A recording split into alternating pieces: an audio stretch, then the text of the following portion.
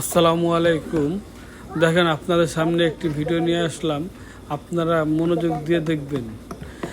প্রথমত আমরা ডিজাইনে যেইভাবে মাপ দেওয়া আছে সেইভাবে আমরা প্রথম মাথা তারপরের মাথা দাগায় নিছি 10 ইঞ্চি পরপর।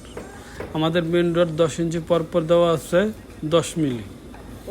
হ্যাঁ, তারপরে হচ্ছে আমরা দুই মাথা দাগানোর পরে সুতা ধরে টান করে ধরে তারপরে মাঝে দাগ দিতেছি, যাতে আমাদের সোজা হয়ে রডটা থাকে, যাতে আঁকা বাঁকা না বোঝা যায়। সেক্ষেত্রে আপনারা এইভাবেই কাজ করবেন, সুতা লাগিয়ে কাজ করবেন।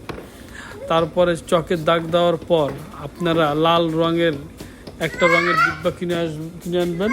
তারপরে এই রং দিয়ে সাদা দাগের উপরে অবশ্যই আপনারা দাগ দিবেন। এক্ষেত্রে আপনারা এই ভুলটা করবেন না, না হয় দেখা যায় এখন বৃষ্টির সময়, বৃষ্টি আসলে সাদা চকের দাগটি মুছে যেতে পারে, সেক্ষেত্রে ডাবল কষ্ট হবে। তো আপনারা এই কাজটি করবেন, সুতা লাগিয়ে দাগ দিয়ে তারপরে সাদা চকের দাগের উপরে রং দিয়ে দাগ দিয়ে দিবেন।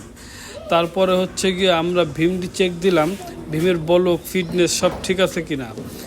তাকিয়ে দেখলাম না, সবই ঠিক আছে। সাইড বলকও দেওয়া আছে কিছু কিছু জায়গায়, আবার কিছু কিছু জায়গায় সাইড বলক দেওয়া নাই। সেক্ষেত্রে সাইড বলক ছাদের রড বাঁধার পরেই সাইড বলকটি দেওয়া হবে। হ্যাঁ, তারপর হচ্ছে গিয়ে আপনারা দেখেন সিটটি সব পিন দিয়ে 3-4 পিন দিয়ে আটকানো হচ্ছে। তো এক্ষেত্রে আপনারা সিটটি 2 ইঞ্চি প্যারাক দিয়ে না আটকিয়ে পিন দিয়ে আটকিয়ে দিবেন, আর সুতা লাগিয়ে পুরা তারের টানা অবশ্যই দিবেন, না হয় ভীম আপনার বাঁকা হয়ে যাবে। সেক্ষেত্রে আপনারা অবশ্যই 1.5 ফিট পর পর বা 15 ইঞ্চি পর পর তারের টানা দিবেন, যাতে ভীম বের না হয়ে যায় ঢালাইয়ের সময়।